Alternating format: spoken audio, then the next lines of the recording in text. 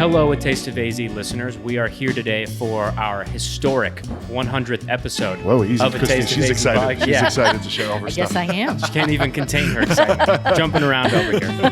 But yeah, this is an awesome day for us because, you know, when we first started the podcast in May of 2020, you know, it was a crazy time out there, and you were one of our early guests. Yeah. And how much things have evolved since then for you to be writing with us and us to have the privilege and opportunity to work with you. And, you know, I think I said this to you guys when you had talked and told me that I was one of the earliest, that your podcast was so polished. I was so surprised. I thought you had been doing it for much longer. Really? Yes. Yeah, Well, I mean, you know, Eric had been doing Tap That for longer. Those who aren't familiar, Eric does Tap That AZ podcast. Heck yeah, which Arizona is, beer. Yeah, which is part of the reason why we started A Taste of AZ podcast.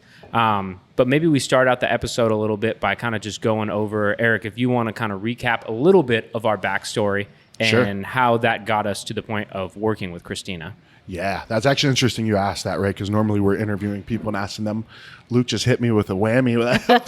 What about our story? I know. Well, so, I mean, 2016, I started to record podcasts at breweries.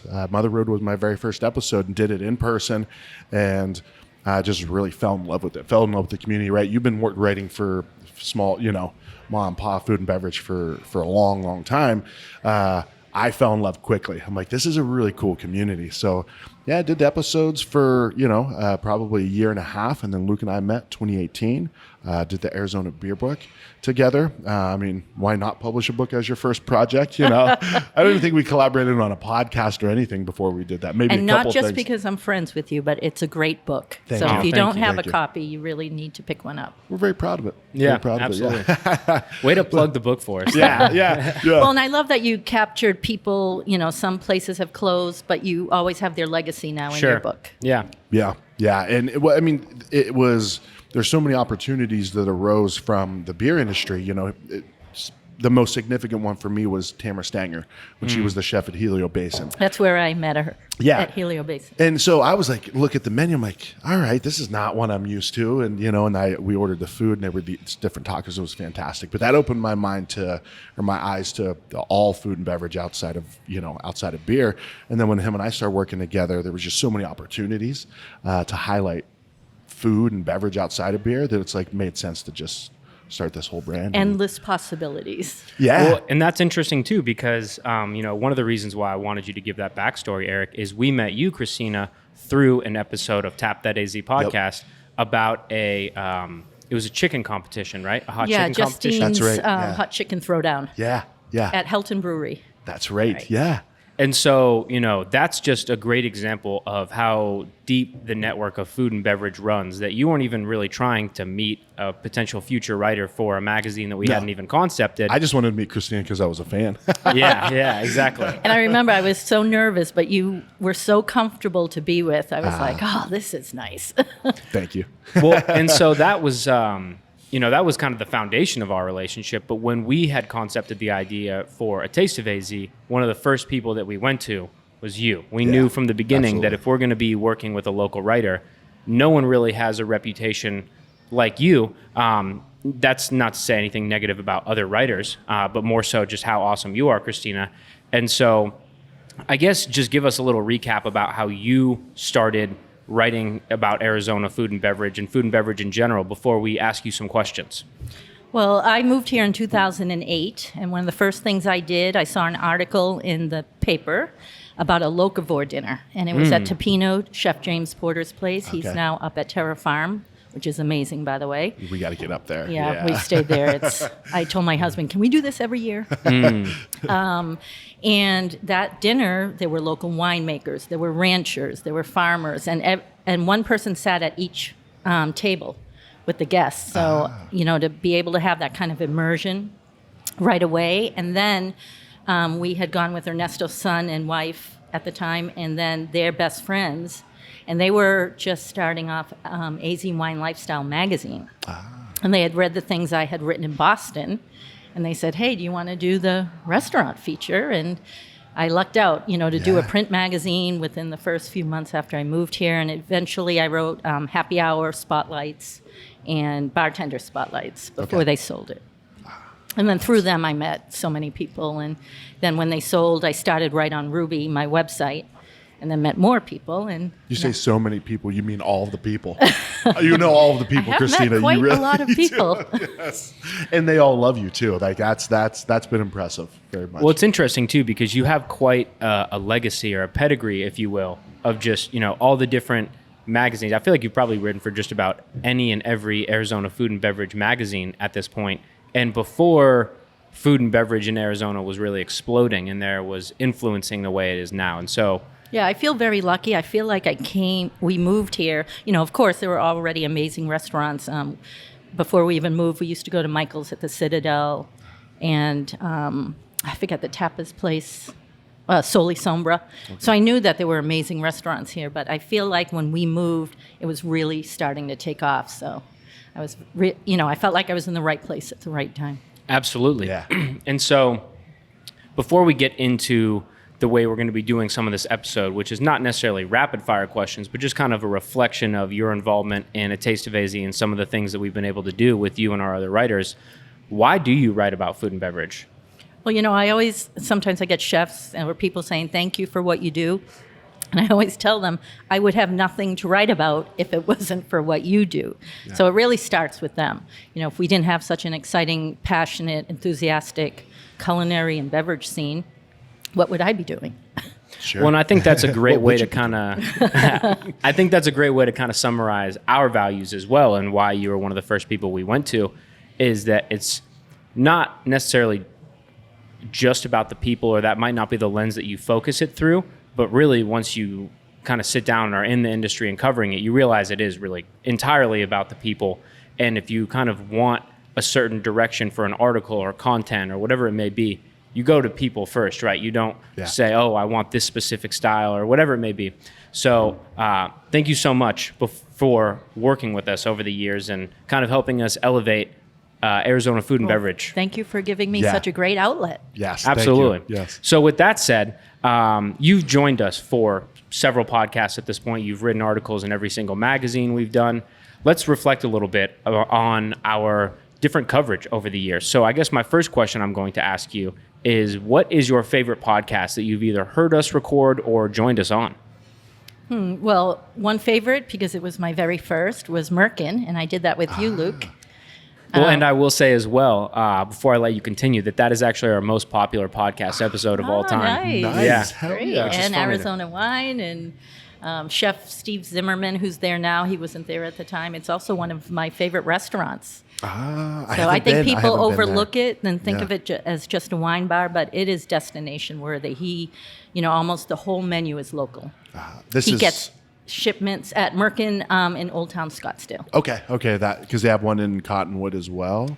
Correct. Right? Yes. Okay. Yeah. Right. And so he gets shipments from Maynard's Orchards and Gardens, I think weekly, and then it's like a challenge. Okay, here you go. What are you going to make? And so I'm pretty impressed with that place. Yeah.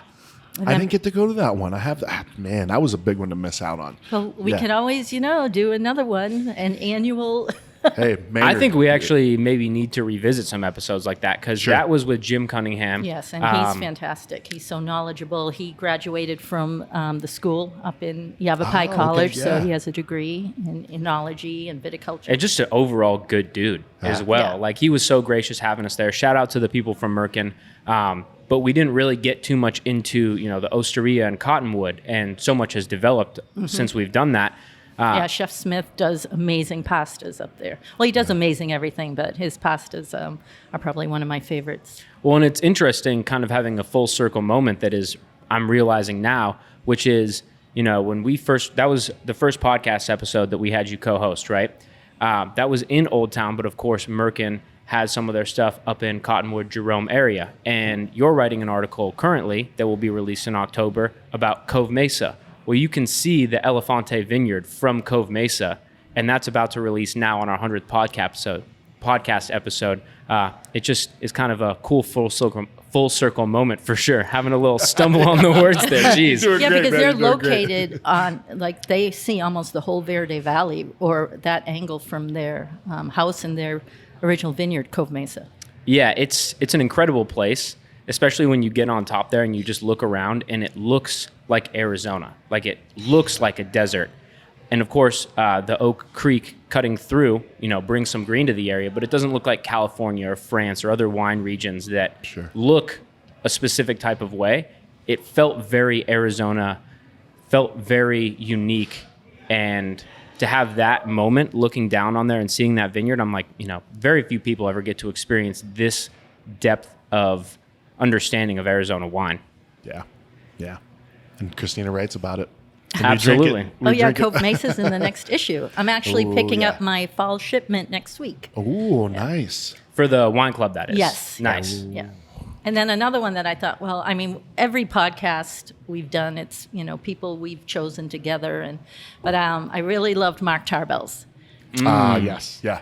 And that was one that you two did. On for, he is such a good storyteller. Oh, yeah. And, he's so humble that you don't know most of the what he's done, and to be able to learn. I'll be honest with you, it's kind of challenging because he's so humble that you want him to expand more, like brag a little, brag. Right. Tell us more stories. You're awesome. Yeah. How many celebrities do you know? Yeah. Well, he's like one of those dudes that is so humble that it's only when you see him maybe post like a picture of him at a Suns game where you're like, oh shit, Mark Tarbell is courtside, and you're like, oh, that's one of those things. Like or when you see someone records courtside at a charity dinner for an auction, that's maybe a better example of how cool. and but humble all he is. those Yeah. things, you're right. You don't realize all the charity work he does unless he posts a picture, and it's because he's promoting the charity and not himself. In an endearing way, like being in Tarbell's kind of has like almost like an old school New York or a Vegas vibe, in that you feel like powerful people are going to come and dine right next to you, and you maybe don't even know who they are, but they're doing crazy stuff, and you're just eating salmon or whatever it may be. Yeah, the first time we went, my husband, it's one of his favorites because it reminded us of a place in Boston that we used to go regularly. It has really? that same kind of vibe. And, upscale but still comfortable, a lot of locals.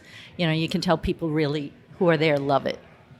I'm trying to think, what my favorite podcast that we had you specifically on, but Wild Tonic is one that stands out as an epic episode. And that was actually one of my favorite articles to write, too. Another one I missed out. I need to stock up again. What are some more that we had you on? I'm trying to think back on Matt them. Carter. That was one that sticks out for me. And I still would like to do a part 2 because we had so much to talk about. We could have done another episode. Yeah. So. Well, we've done, 100 now in a span of a little over 2 years, which is a lot for podcast episodes, sure. But on a personal, somewhat self-serving, if you will, side of things, like to interview Matt Carter and Holly of Wild Tonic, and you guys got to interview Mark Tarbell and so many more epic people. It's like, why aren't we scheduling 4 or 5 a week? Because it's that fun to do. And we have such, like Lee Hilson, his was amazing too, and he's hilarious. Yeah, he's a big guy. Yeah, if I had to think, every single one was memorable. And, for me too, I've spent time with these people, but not that kind of time. Yeah. Mm-hmm. So it's kind of a gift to be able to sit down with them and just, chat for an hour. People that are normally running around solving 50 problems. We just did, it was just me recording an episode actually with Michael of Old County Inn, wonderful pizza place up in Pine, Arizona. And he had about 50,000 things going on. He's answering phone calls, dealing with, beer distributors. He's got stuff being delivered. And, for him or whoever else has been to sit down and talk for an hour, sometimes 2 hours is how long it goes. You can tell that not many conversations like that are being had around food and beverage, which makes us feel really blessed to be put in that opportunity and have people like you that understand how special it is join along. Mm-hmm. It actually gives them a little bit of, now that you kind of put it into that perspective, I feel like it kind of gives them a reprieve a little bit, right? Because once they kind of, you put these headphones on, you're in a studio, right? It sounds different. They put the headphones on and then they realize how easy it is. And then they're like, oh shit, cool. Like I can, I get to revisit like my why, my motivation, so I love. And I find that the guests love the conversational component of it because they're used to interviews, and as a writer, it's totally different to send them a list of questions or ask a list of questions, which is why sometimes when we schedule a podcast, they say, can you tell us what we're going to talk tomorrow? Sure. But we're more, it's general. Where did you start? Why do you love what you do? And then we just go from there. And I think people really enjoy that. Well, it's it's almost geared towards bringing out the things that you don't talk about in interviews, like the small talk about what types of beers you like or where you like or to like buy Lee your beer. Hilson used to room with Gordon Ramsay. Yeah, that's like one of the craziest stories I've ever heard For in my him to life. tell it, like it would sound braggy if they like just say, "Hey, bro, did you know I was roommate?" But to say it on a podcast, you have to, right? And then So tell it's- great stories of how nice. Well, and the Gordon thing was. is too, is the whole point of him telling that story was just to showcase that Gordon Ramsay gave Lee's mom the bed to sleep in, so she had a nice place to sleep for the Yeah, night. which Just she showing how is. cool of a guy he is. Right. That's great. And the amount of stories we hear like that, and just the people, it's been incredible. So before we move on from the podcast, is there any other ones that you maybe would like to revisit or just shout out? Let me think. I'm trying to think which. Well, I really, really love the Creekside Inn one we just did, which hasn't aired yes. yet. Yes. Yes. Number one, because it's such a special place in Sedona. Yeah. And you don't really hear about it. And then also, it was the first one where we all stayed for the weekend. Yeah. It was So we incredible. got to dine together and drink together and explore Sedona together. So Yeah. I really enjoyed that. And big shout out to Adam. Yes, dude. Yes. Owner there's going to be a Adam. lot of shout outs on these episodes just as we look back. But if there's one thing that I have no doubt about, it's that this industry is filled with incredible people. For just sure. everywhere. Yep. And what I've noticed too, this is really cool, is it's got kind of a, I heard this a lot with craft beer, but now I'm getting into food, as we're exploring into food, I'm seeing this a lot more often too. So there's a barrier to entry, right? You have to pay your dues. You have to show this industry whose backbone is hard work, that you are also going to put in hard work consistently. Right. And right? that you value them. For sure. That you're not using them to promote yourself. Exactly. And once you do that, once you kind of show that, they're like, hell yeah, man, come on in. Anytime you're in town, stop in, and because it's a two-way relationship. We're providing value both ways, us to them to us. So, yeah. And also, I think that people just like to see me eat. Like they love to see the joy in my We love face. going out to dinner with you because we always have too much food and it's so delicious That and the is chef took so much care. So we always know that Eric can help support us. That When is my gift. When we Finishing have that everybody's one food. piece of steak left. And I'll take it. I know I'm going to regret this in 2 hours at 4 a.m, but Yeah. I'm going to eat it. Christina, I hope you don't mind me divulging this type of information, but it can be a lot to go to restaurants and taste all the food and stuff like that. And, it's I just want to say essentially thank you to all the chefs that are willing to put that stuff out there, because how could you highlight everything that people have going on if they don't kind of walk you through it? And maybe you can go to a restaurant, but you basically have to order every single thing on the menu And to I do really love understand. when chefs, send out, and a lot of the time the chefs will tell us, you don't have to eat everything. I just Yeah. want you to try it. But when it's so good, Yeah. you Yeah. can't just have one bite of that. Yeah, absolutely. But I do, and when I dine out anyways, I like to graze. I like Yeah. to have a little bit of everything. Mm-hmm. So I do, like trying different dishes and why the chef is focused on that one, and that one's his mother's recipe, and this one is because of his travels in New Orleans, that kind of thing, like Hush Kitchen. Those Well- oysters were inspired by his honeymoon in Nolans. I just think that, there's so many different types of dining experiences. And when you have a chef that's able to walk you through it, that allows us, as the people who are trying to share this message with the world, to do just a better job. Yeah. And I think that, we're so blessed to have so many people that are great storytellers. And Arizona has so much history and so many things to highlight that, whether you go to Hermosa Inn or you go somewhere like here, it can be a totally different environment, totally different goal. But what people are putting out there is incredible, and it's got an Arizona story through and through. Right, and that's, to me, is the core of what makes Arizona so special, those stories. Yeah. Yep. So moving on from podcasts and to articles where there's definitely some overlap, what articles do you look back on that you really think were a highlight of Arizona or your writing or whatever you want? Well, I like, you guys let me do a range. So I can do a travel article. I can do an interview. I like the last one I did with Chef Fidencio because he really enjoyed it. What are his favorite places? I like think that he shared angle. that Yeah. a lot.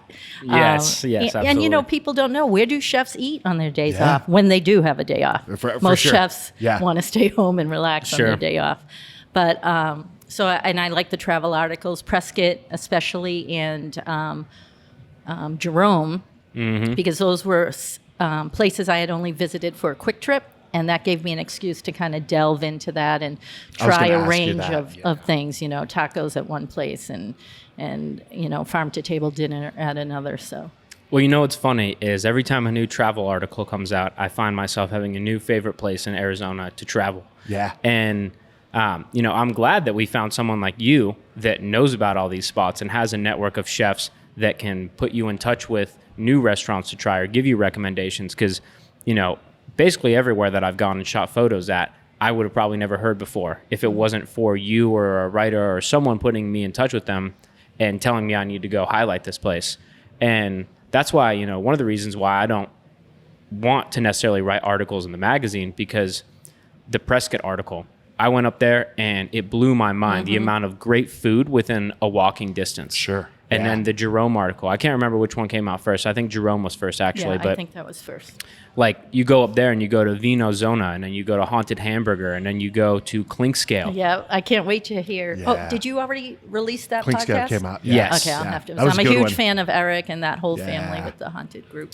Well, and then you talk about the Haunted group. Of course, you got to take a stop in Cottonwood, which is just, maybe, 20, 30 minutes away from Jerome? Yep. Is it even that far? Not even, I think, maybe 15, 20. Yeah. Yeah, and you go down to Cottonwood. You've got Crema, you've got Carlson Creek, you've got Merck and Osteria, you've got 10 other spots by the Haunted Hamburger group. And I love that you can park your car and never have to touch it the whole time you're there, whether you're there Absolutely. for 5 days or 1 day. Yeah, that's right. Yeah. Well, and it's not only just the food and beverage that's awesome down there, but the hiking in the area, just so much to do. Sedona is 30 minutes away, I think it is. Yeah. You can go up into Cornville and you got all sorts of wineries and things to do up there. And, another travel article you did was Sedona. And I feel like when I went to Sedona as a kid versus what it is now, the food and beverage scene is definitely developing in a way that makes it more and more exciting to make that trip up there, especially sure. once you finish a hike and you want a good meal. Yeah, I'm headed back there next Thursday. Nice. Yeah, the Wild Resort, which is a new resort, Okay. but it also has a friend of mine who I met, I think at L'Auberge de Sedona years ago, and he's the beverage guy there now. So Oh, I'm nice. excited to see, a new resort and also what he's doing up there. And the chef is well known in the area, but I've never eaten his food, so it's all new to me again. Yeah. I'm thinking back on some of your other articles, and like the Mark Tarbell article is another great one. Yeah, It was I could have written a million things. It was that the about 7 peop- degrees of Yeah, separation? about all Yeah. the people that had worked with him, and there were so many others I couldn't Yeah. include, and obviously more stories that they could share. But he's really, touched almost everybody in this industry here. Yeah. Well, and it's interesting because he is a unique figure, right? He is what I've heard other people call like a godfather or a Mount Rushmore of Arizona food and beverage. And I don't think many people would argue that. But there's people like Mark throughout the industry that are just known for being great people, but are connected to so many people. And that was a cool article for me, not having worked in the industry, being younger and not having been exposed to it for as long. I didn't realize how many connections run throughout the industry. Another one that I always love is like Freed Street Fries, right? Whenever I go into a place that has Freed Street Fries, A, the fries are going to be bomb, but B, I know that good people have come in and helped build that menu in one way or another. Right. And sure. when we order a dish and it doesn't say Freet Street, the minute it comes to the table, I always ask, those are Freet Street fries. I mean, they're just that deliciously distinctive. They Well, really are. They really. And we yeah. met Flip when he was doing a food truck. Oh, really? Yeah. It was actually Arizona Cocktail Weekend, and he was one of the food trucks. And my husband said, you have to try these fries. So it was Yeah. actually, of all people, Ernesto introduced me to him instead of the other way around. Is that right? Legendary Yeah. Ernesto. Yeah. That's he's- awesome. Yeah. Shout out to Ernesto too. Ernesto is the man. He is. Patient driver. I used to. I always joke that, like, we're like, Christina is like the most well-loved person in Arizona food and beverage. And recently I told Jackie, because Jackie loves Ernesto too, I'm like, I think Ernesto is the most loved. Like, Well, I joke around because if he drops me off or I walk in without him, everybody's like, where's Ernesto? Yeah. Not hi, Christina. Where's exactly. Ernesto? If we ever create a food and beverage bingo card or scavenger hunt or something, it's Yeah. got to be shake hands with Ernesto. that's a great. I hilarious. like that. I like the bingo card idea. Yeah. Oh, my There, goodness, like that's funny. another one would have to be like grab a photo of someone like taking a photo of their food. The phoneception. That's a good one. That happens you need like to do that Yeah. We scavenger should. hunt. You have some good ideas. all right, I'm removing Grab this a- part of the podcast. We're saving that idea. And Grab a it- photo of Eric with food in his mouth. Easy. Click. That's like Yeah, that right. X in the middle. Yeah. Yeah, that's bingo. That's automatic bingo. Yeah. What about other writers that we have? You know, we have Marcy Symington, Allison Balin, Stephen Larson, Wizard of Za, a handful of other writers. Is there any articles that pop Well, out? you talked about Pine Top, Mm-hmm. and obviously, Stephen does amazing pizza articles Yep. because he's called the Wizard of Za. But Yes. he wrote about something called Wizardry, like a certain pizza that they have at the Old County Inn. And ever since I read it, I'm dying to go there Oh, and try really? that pizza that's named after him. He does. They- He knows what he's doing, man. When he creates a pizza, he had the one at El Bosco. Yep. Has the one that I love great El now it's bananas. Bosco, too. El I need to Bosco's get back there. fantastic. Yeah, they're always spicy. And I asked him that we did an episode with him for the Spanados thing. He's like, "Oh yeah, dude, I love the spicy Yeah. because it's spicy honey or Yeah, that's the- my favorite, the one yeah. with the honey and the peppers, chilies. the calabrine, The what do they call it? Calabrian. Was it Calabrian, Calabrian or yeah, yeah. Peppadew? Well, I like Maybe the stuffed both. peppadews, too. Yeah, at yeah. Bosco. Either way, Steven, you're killing it, buddy. But anyway, so that And then article. Isaac, I really liked his tap rooms in Tucson. Oh yeah, his Tucson Because Taprooms I- article. Yeah. Before COVID, we traveled to Tucson a lot. We need to get back into that groove. But so I really like that he basically gave me an outline of where I should go next time I'm in Tucson. Well, and, I'm not down in Tucson all the time, but, we did the beer book. Of course, you with Tap That, we've been to a lot of different places down there. There were places that I didn't even know existed down there, like Bacher Cider. I think it was relatively new when he pretty had new, covered yeah, it. yeah. But shout out to Isaac for a great article on that side of Yeah, things. absolutely. And his, I like his photo style too. Not Luke's photo style is the best. It is the best, but it's I overcomplicate things. I overcreate things sometimes, and I like things with filters and all this. Luke's are very clean photos.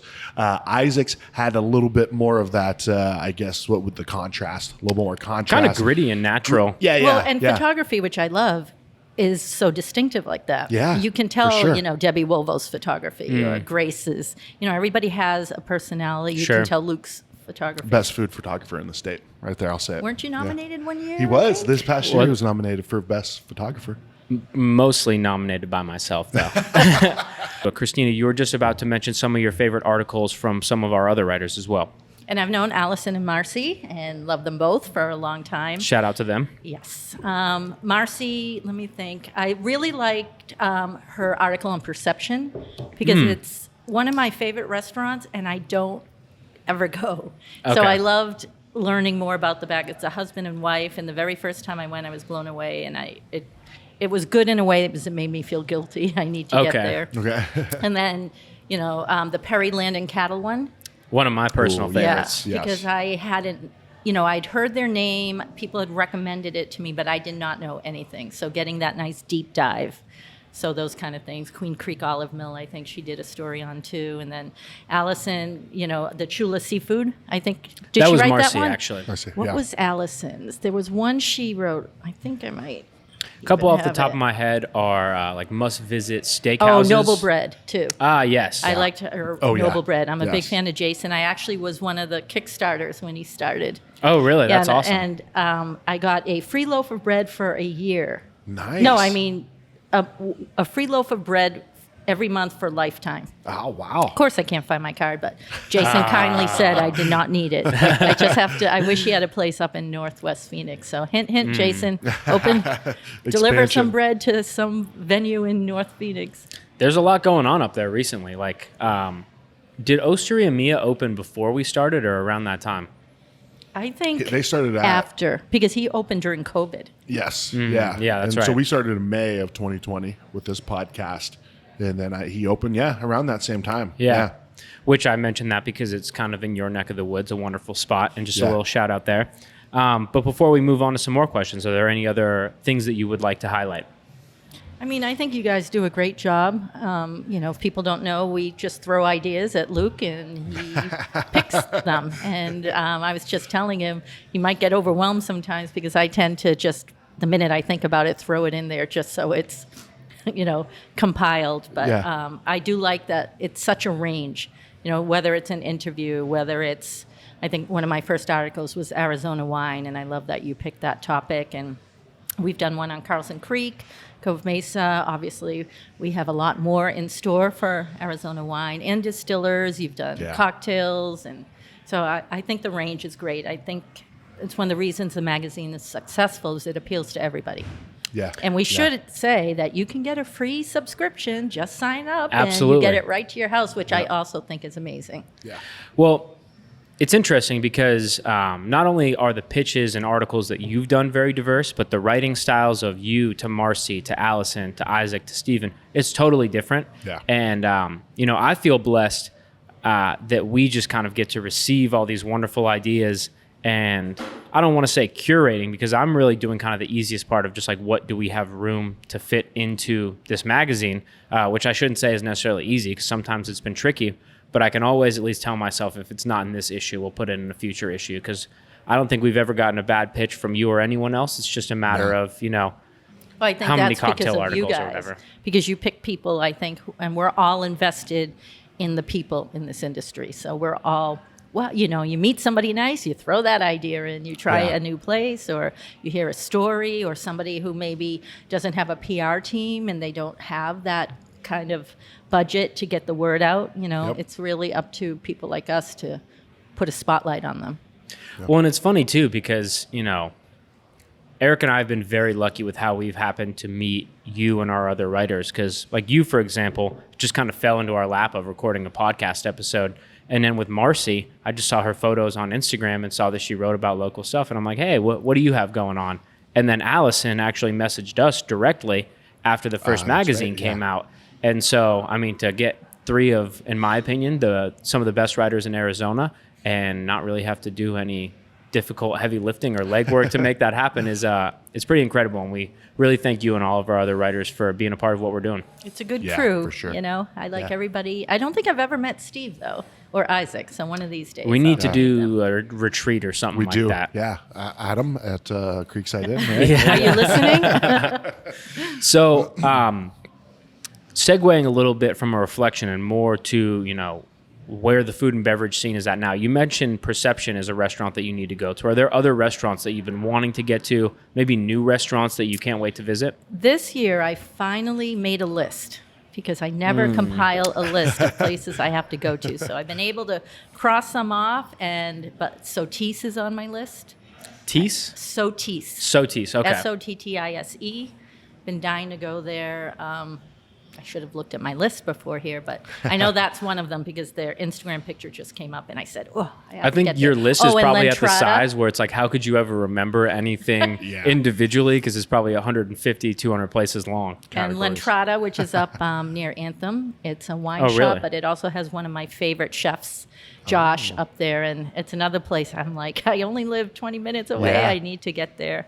And then I was telling Eric this because we live about 50 minutes from Tempe and Chandler and Gilbert. There's all these restaurants I need to get to, like the new Belly just opened or is opening in Gilbert, and Chandler has so many great restaurants. I've been to Brickyard, obviously, and the Hidden House many times, but there's other gems that I need to get down there. So everything down in that South Valley part is on my list. Well, and you recently had the pleasure of visiting Brett at his new spot up at Junipine Resort as well, right? Yeah, killer. It's killer.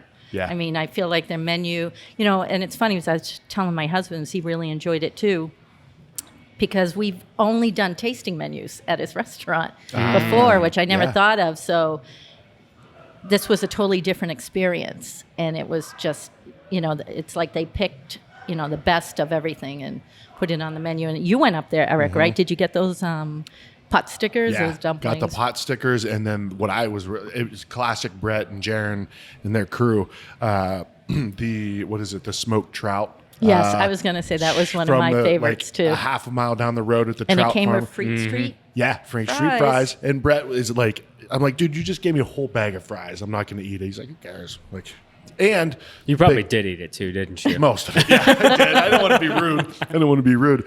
But I told him, I said, I got some ketchup, and I was like, usually when I see homemade ketchup on the menu, I say no ketchup because I like Heinz. Like Heinz ketchup is fantastic. They do it right. This homemade ketchup that Jaron made, incredible. It was the best. And he does desserts too. We were too Yeah. full, but he had I think it was like an indigenous corn ice cream. I think it was. That Oh, he really? made. That was crazy, And delicious. the bartender side Justin. of it, Justin's awesome. Yes, He makes them Justin good. made this Negroni. You all know how much I love my Yes. Negronis. Yep. But he had infused the Campari with with crab apples, and they even pointed out the tree that he picked the crab Really? apples from on the property. That's cool. And he That- was just starting. I mean, this was like fledgling cocktail menu. He has a bunch of great plans, and I am pretty sure that I'm going to be adding that to my favorite craft cocktail places in Sedona too. Probably the best mohawk in Arizona food and beverage too. Oh, really? Oh, dude, it's like a foot tall. Like it's a foot tall and it goes like all the way back. But then he also wears like he's really dressed nice. He's got like a nice dress shirt on with a vest. But then I think it might have been blue too at the time. Maybe not. Maybe I'm just getting imagining. like not Linkin Park, Green Day visualizations in my head. a little bit. Yeah. Yeah, more he looked a little polished. bit. Yeah. Okay. Yeah. No, Junipine was fantastic. That is one that I had a friend say, "Hey, my parents coming into town. We want to go somewhere nice. We're going to go to Sedona." I'm like, "Here's a handful of places. If you really want to blow them away, take them to Junipine because that patio they have right there too. And I mean, you can see And like, it feels hidden, Yeah, And yeah. again, like I had said, that Creekside Inn too. You have to stay there to dine, but I mean, they are also doing that hidden gem. Everything's very local influence. They in fact visit the farmers market and then plan the menu. Yes, And it's yeah, BYOB. that's really cool. Yeah. Well, So and we- just waking up in the morning and Yes. having tea or coffee delivered, you just feel like a badass. Yeah, You're for like, sure. this is Yeah, cool. I love that about Creekside Inn, where they deliver breakfast to you. You Mm-hmm. don't have to get up, get dressed, and go to a dining room. It's Yeah. a little knock, and here's your food. Yeah, if you do stay there, remember to put your slip in the red box before the night ends, because I had to give Eric a call at like 12:30, wake him up and get him to give me his slip so I could go and deliver his And I breakfast still didn't order. do it right. I still didn't do it No, right. you did it for the wrong day too, and I'm like, Jesus Christ! I just put it in there. I'm like, they're gonna figure something out. Well, no, to go off of that, right? Our last evening there, the culinary team at Creekside Inn had created this just great, what was it, 5-course, 6-course Yep. dinner. Had a great time, like the best wine I've ever had in my life. Oh, good. I think your favorite that I brought that night was the DA Ranch. I think so. Yeah. Oh, really? Yeah. That Yeah, Javelina Leap, Nestor's. Cabernet. The Cab Franc. That Yes. was. Oh, yeah. Let me think of them. It was Flying Leap. Flying Leap. Flying Yeah, Leap, Flying that's it was what it was. incredible. Yeah, Well, that's one of Ernesto's favorites. And I'd let him know because I had to do an episode with Stephen Larson. Actually, we did something else. Anyways, I had to leave early. So shout out to Adam and his team. They had early a sandwich and a coffee ready for me when I was leaving at like 7:45. Wow. So Well, and you thoughtful. told them, don't make me breakfast because Yeah. I'm leaving. And you woke up and it was still, Still there. yeah, it was on Oh. your table, ready to go. Probably steaming too. It was. And I don't know if it was a biscuit. It was like a buffin. It was like a mix between a biscuit and a muffin. I don't Yeah. know.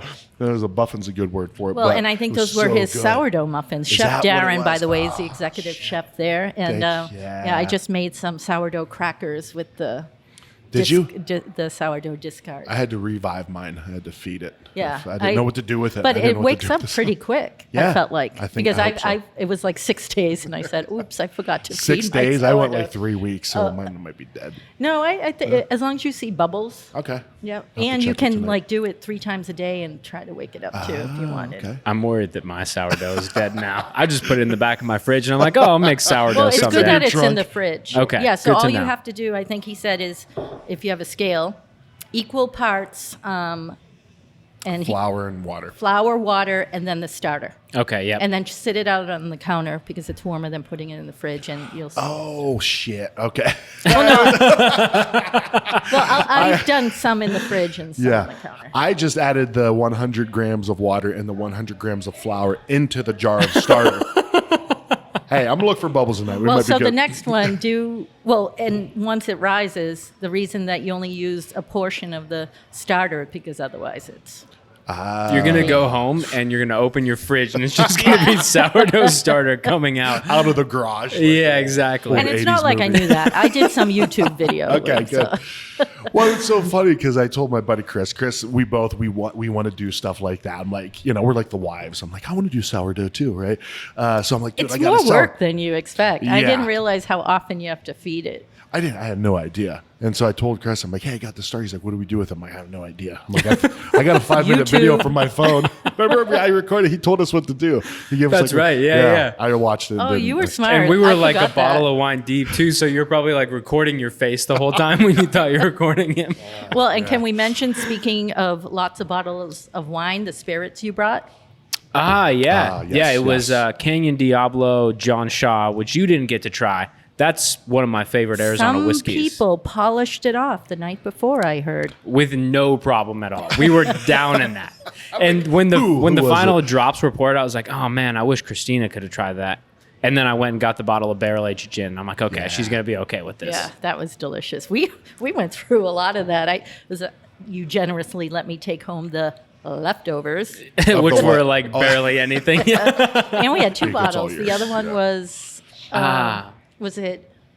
It was Whiskey Del Bach, Yes. Normandy. Yeah. Yep. It is part of their global cask series, which if you like whiskey and Arizona and Whiskey Del Bach, check out the upcoming article from Allison in that's our right. fall issue. Yes. Oh, perfect. Del Bach was actually the first Arizona distillery that I ever tried. Oh, really? That's a good one to Back start in with. the old days when Yeah. Rodney Hugh was one of the founders, and I forget who was doing the communications, but I've stayed friends with them because of that. But yeah, I'm Yeah. a big fan of Del Bach. Just wonderful people Yeah. and making really great product. And the cat that they have in the distillery is one of the cutest cats I've ever seen in my My life. favorite part, for sure. Yeah. When I saw him roaming around, he's just got like that, catitude where he just looks like a little bit sassy, but then he'll come and rub against Catitude. you, and he's like, "Hey, I'm a cat. Maybe he I'm has a fluffy." little whiskey in it. Oh, Yeah, maybe he does, probably, yeah. A at little all warm times. milk and whiskey. Yeah. That has got to be the coolest cat on Yeah. planet Earth, right? Yeah. That and farm cats. Farm cats can be badass. Junkyard cats. So to redirect us towards something that actually pertains to this conversation, Drunk cats don't. junkyard cats. I mean, I guess they do if they're Yeah. drinking Negronis, which leads me to my next question for Yeah. you. Whether it is a Negroni or any cocktail, what are some spots that you love, want to get back to, places you like to drink? Oh boy, we have an amazing cocktail scene here, and I always contrast it because when I moved here, it was, and I would ask people or I would visit, it was Sanctuary and the Trader Vic's I really liked, and those were the two. I'm sure there were others, but those were the two. You're talking Jade Bar at the Sanctuary Yes. specifically? Okay. A lot of the people who are making waves in nationally and obviously here, so I'll bring up Jason Asher too, were at Jade Bar. So I didn't know that. Yes, and actually that's kind of a who's who of people who have gone off and started their own places. So some of the places in New York, they started at Jade Bar. Who is the director of beverage there now? Do you know? I believe yes, it's Christian. Yes. Or Christian. yeah. You would know better how to pronounce it than I think myself, it's I think. Christian. And then we were talking about Jason Asher because I remember it was a big deal because he was on the cover of GQ because of his cocktails and He was on the cover of GQ? Yes, he Really? I was. did not And he know was that. part of a cocktail book that I have too. I was just reading a cocktail book I have at home, and it's like Jason Asher says this, and I'm like, holy shit! What are the odds that I have a book in my home with him? and I don't. Have you been to Century Grand? I know you haven't, right? No. So maybe we should do a podcast. at I Century think we okay, Grand. absolutely okay. should. Yeah. But it has 3 immersive experience in it. There's a tiki bar called Undertow, and it's set like you're in the bottom of a ship. So there's portholes that change. There's videos. Okay. So you look like you're traveling, and they change the chapters. There's different adventures. And Do then your bartenders wear like pirate outfits? no, that's. I think there's a lot of names like that on the cocktails, though. I just needed an R from someone. I was waiting for the opportunity. And there's carved tiki from a really great artist, but it's fantastic. Yeah. And then there's Platform 18, Okay. which I think might be my favorite, and it's on Really? a train. So you literally, it's traveling through the Rockies. Yeah. There's a whole story about it and who, the fictional story. Do you get nauseous at all? I have to sit facing Okay. the front. Okay, yeah. Even though last time, because we were with people, I sat the other way, and I was like, whew. Yeah. So You're yeah, just, like, but that's looking how down. realistic it is. Sure. So it's a Yeah, yeah. compliment. Okay. But it's great. You sit down, you get a complimentary bottle of bubbly. I mean, a glass of bubbly, and when you leave, you get complimentary chocolates. And then there's the third one, which is actually Ernesto's favorite, and it's called Grey Hen. And we're going, I think, within the next couple of weeks, because they just had a new launch, and that's more New Orleans. Okay. So it has this beautiful bar inside, and then the patio, which used to be the waiting room for the train, is a patio like New Orleans. So Wow. I don't know if they did it yet, but the last time I talked to Jason, they were going to have mist coming up from manholes. And Oh, really? yeah, so everything is very immersive. Yeah. And then the drinks are not an afterthought. Okay. You know, it's not just Sure. the design. Everything is so thoughtful, very thoughtful. And the train actually just switched to white spirits being featured. So Oh, you have really? like tequila, but very, very heavy gin focus. And it's, yeah, so if you want to explore, and each of these places you have an hour and a half when you make the reservation. And the drinks are strong, and they also are just that popular. Yeah. And an hour and a half, you know, and they give you enough time to order another drink if you want. So I And would it's right highly next to recommend it. Sip Coffee Bar, right? Yes, Right, because yeah. Undertow started at Sip Coffee Underneath. That's yeah. right. before Century Grand was open. Yeah. What is below Sip now? Are they opening up another It spot? 36 is below, I 36 thought. below. That's Yeah, right. yeah. That's right. And I liked how they changed it into a garden. So that's, That's what we different did. owners. That's right. That's right. Okay. I'm like, did they change it or something? Yeah. Or did you just have too many cocktails before we started? Or Well, I couldn't remember if we had done it as 36 below or as, but then I'm like, no. I think it might have been Sip. I think it might have been Sip. Yeah. Either then- way, cool guys. And Yeah. then, you know, obviously everybody's heard of like Bitter and Twisted, which is Yep. probably, you know, Ross. I met Ross at, what was the hotel where Prado used to be? Monte Lucia. This And is I- why we bring you along. That's right. It's like I'm you're like, speaking oh. a different language. I'm like, yeah, Monte that one. Lucia, and She was I trying to had- give us hints. We didn't even know the hints.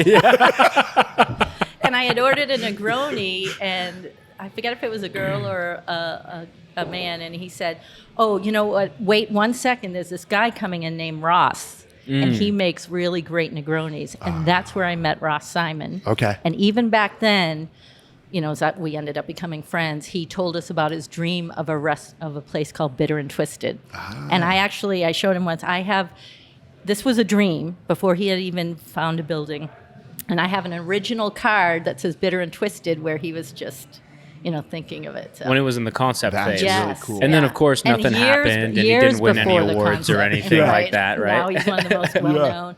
And then he's partnered with Aaron DeFeo, and we've done a podcast with Aaron. At Little Rituals, Yeah, yes. And he is spectacular. He's Ross has what? Lilo Swim Club. Is it Don Woods? Is yes, that him? and I really as well? love Don. That's another place I need to get back to more often. I like the whole vibe there. And then I can't leave out, you know, there's so many restaurants that have bar programs, and I feel like get overlooked a little bit. But I'm in love with Americano. I was going to say I Americano. think that was everybody coming. knows Yeah. that. You too. I knew that was coming.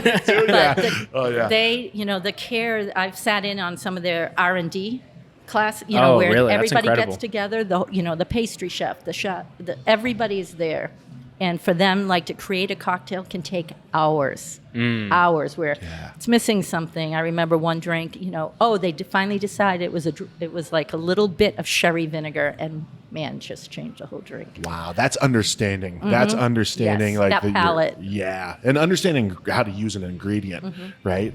That's really cool. Craft cocktails kind of remind me of coffee, where like if you've ever watched a video on, you know, like a specialty roastery, they have like the group of people in the back that look like they're cooler than you, and they're doing their fancy sipping methods. Yeah, and the they're- cupping. Yeah, and Yeah. they're like doing all this stuff, and they're like, oh, it tastes like this, and you're like, oh, does it really? And then you taste it, and it's like the best cup of coffee you've ever had. And you're like, holy shit, okay.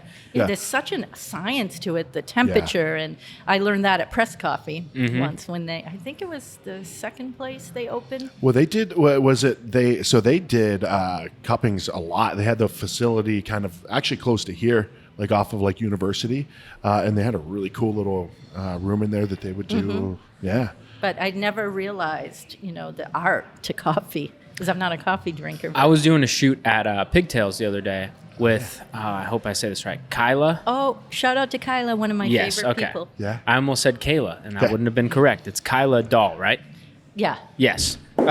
So Jesus Christ, just almost the set hell my was phone that? slide. Sounds like something just blew up. Yeah, I I am think not 3 Kyla's one of cocktails the deep. most talented. So she was awesome. She, I said, can we highlight anything Arizona specific during our shoot? And she was pulling stuff out, coming up with all sorts of ideas, all this stuff. She was awesome. And Pigtails, the spot that she operates and runs, is just a cool spot as well. I've not been there yet. Have either of you been there?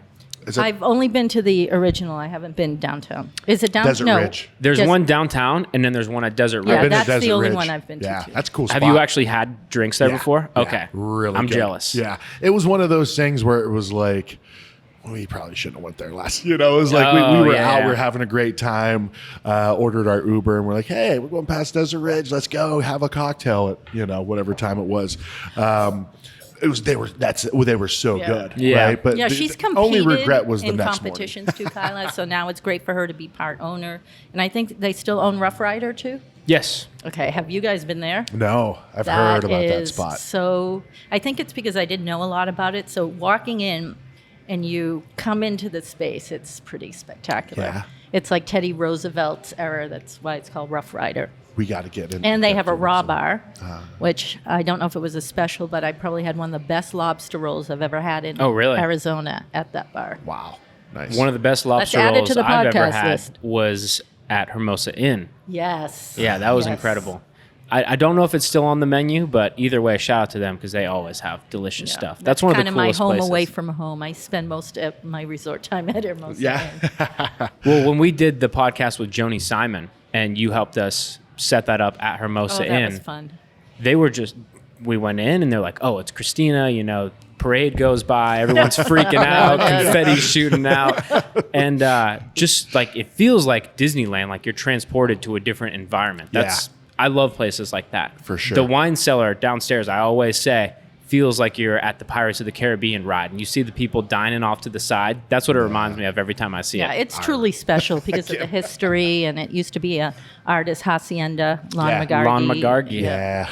One of the most unique names of all time. I love that name. Well, remember we did some like room tours or something like that, and I had the hardest time. Like, hi, I'm Eric from A Taste of AZ. This room was Lauren McGargy's. Lane McGargy. Lon McGarnagle. McGurnicle. Yeah, but no, It's that an place easy is name to really mispronounce. Cool. It is, yeah. But what a badass dude, right?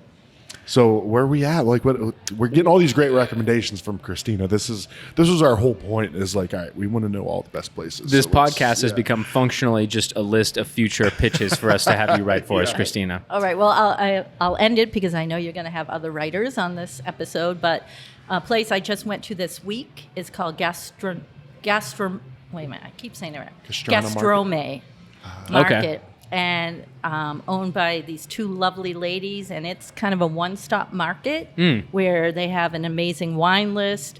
You can order to-go things, more gourmet. There's McClendon produce. Oh, really? There's almost every, kind of mustard, accoutrements you want for Is anything. Andreoli's kind of like that? It is Italian, and Okay. I spend too much money in there. It's like being in a candy store. I love that place too. And then they also have a restaurant and a bar that is Really? curated. If you remember when we did the podcast with Libby and Mitch of Highball, they're the consultants for the cocktails there. Oh, nice. nice. And then okay, they also yeah. have two of my favorite chefs, which is Chris Brugman, Okay. who I met at Mountain Shadows, and then Evan, who I actually met at Blue Hound. But they've teamed back up. They worked at Wren and Wolf together, and Okay, now nice. they're in charge of and they have a great lobster roll too. But Well- put that on your radar since it officially Absolutely. opened today. So that's a brand new one. Ooh, nice. And anyone listening, put that on your radar Yeah, because if you're going to absolutely. get recommendations of where to go, Christina, you're one of the It's top great. people They to go have to. desserts. They're going to do, I think the dessert vendor is Two Sweet Cakes, like TOO, and they were fantastic, including this Pop-Tart that I had this morning, because I took some to go.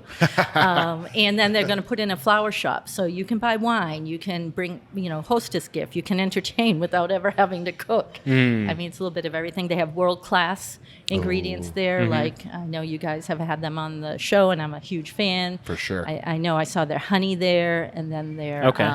dulce de leche. Which is Oh, fantastic. And I think they're going to have their Yeah. beef there, too. So. Really? Well, Christina, thank you so much for joining us, Yeah, thank you. having some beer with us, sitting down. We're going to have some lunch after this. So talking up a storm made us all a little bit hungry. So once again, Christina, thank you so much. Thank you for having me, and thank you for having me part of A Taste of AZ. Absolutely. It is our pleasure and our honor, and you elevate everything that we're doing in Arizona F&B in general. So thank you, and this episode is a tribute to you and our other writers as well. So cheers. Absolutely. Thanks. Cheers. I got a little bit left. Cheers, guys. Cheers. Cheers. And thank you guys for watching and listening. Yep. Thank you, everyone still listening that subscribes to the magazine, subscribes to our email blast, supports local, and enjoys the wonderful content that Christina and our other writers are putting out there to the world. And with that said, we're done with part 1.